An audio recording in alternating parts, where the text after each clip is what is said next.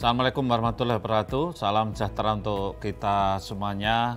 Om Swastiastu, Namo Buddhaya, salam kebajikan.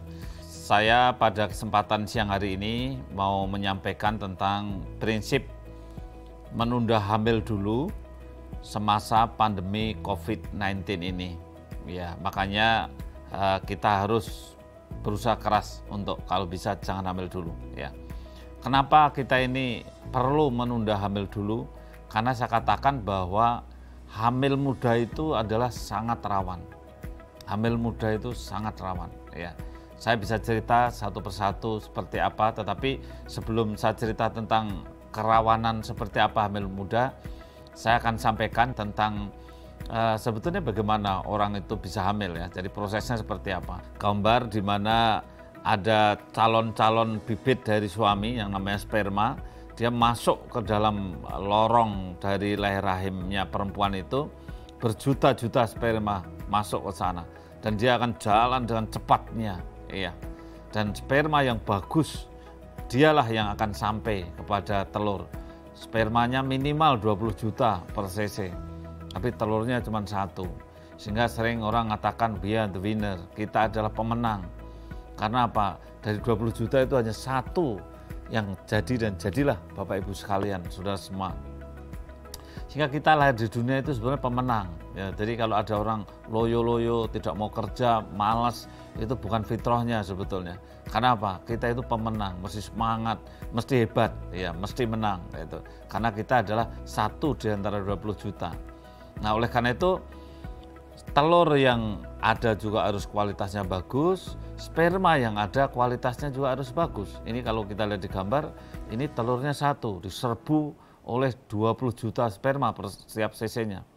Dan ini gambar ini adalah menunjukkan bahwa hanya satu sperma akhirnya yang akan masuk ke dalam telur itu. Dan Tuhan maha luar biasa, maha pencipta, maha pengatur. Kalau satu sudah masuk, maka yang lainnya itu sudah tidak mengganggu-ganggu lagi.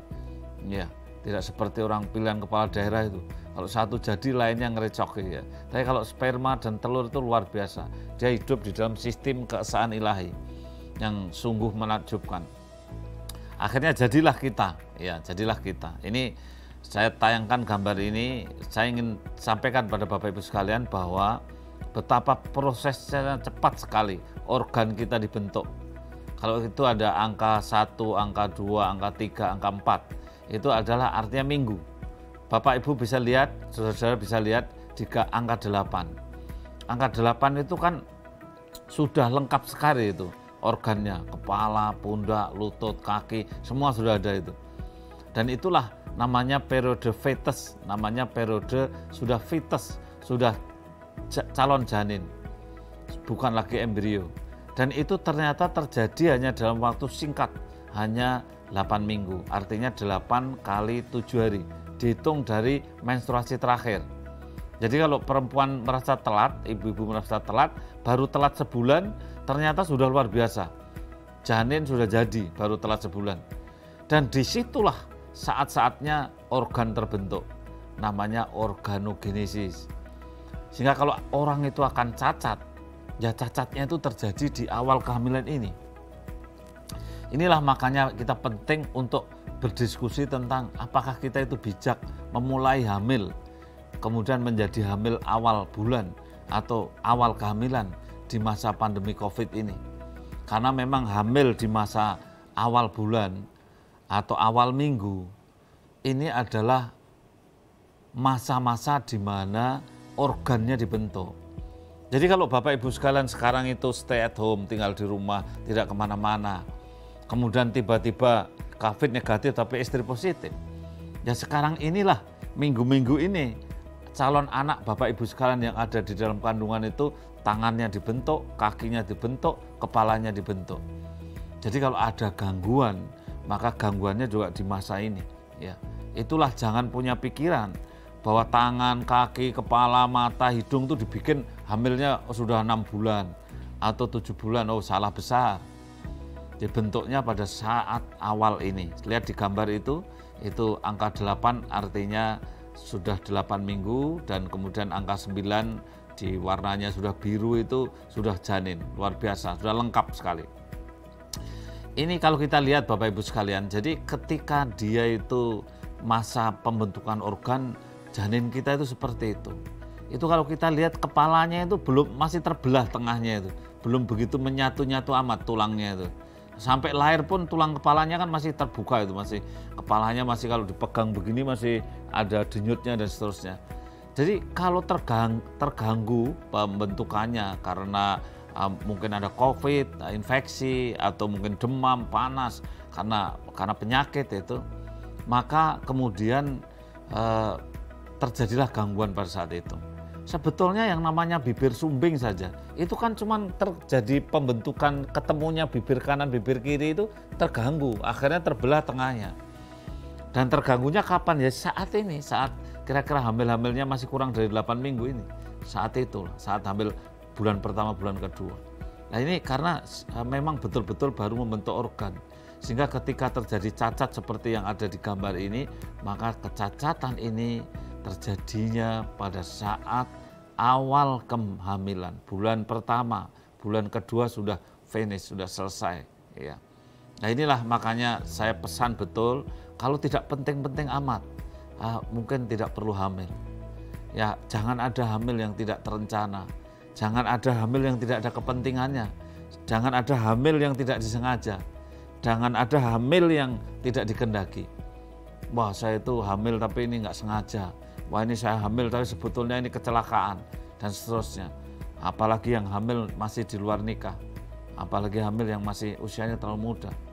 Inilah risiko yang harus kita lihat. Ini kita lihat betapa sedih ketika kita melihat cacat-cacat itu terjadi, kemudian lahirnya seperti ini.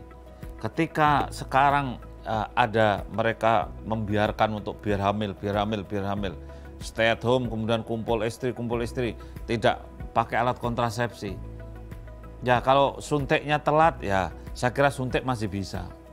Kalau selemah-lemahnya suntik nggak bisa, ya pakai pil lah atau pakai kondom. Jangan dibiarkan untuk kemudian kita tidak pakai kontrasepsi. Kalau memang betul-betul belum menginginkan kehamilan, dan memang saran saya di masa pandemi ini ditunda dulu kehamilannya. Kalau toh ada pasangan usia subur baru yang sudah merencanakan hamil, alangkah bijaknya ditunda dulu. Kita tidak tahu loh, ketika kita misalkan demam, kena COVID, kemudian kita harus mondok, harus dikasih obat ini, obat itu, dan seterusnya. Kita belum tahu bagaimana pengaruhnya terhadap organogenesis atau pengaruhnya terhadap pembentukan organ. Karena COVID ini adalah hal baru, sehingga banyak dokter-dokter belum meneliti apa pengaruhnya. Apalagi kalau dikasih obat, terus apa pengaruhnya obatnya kalau seandainya terjadi kehamilan.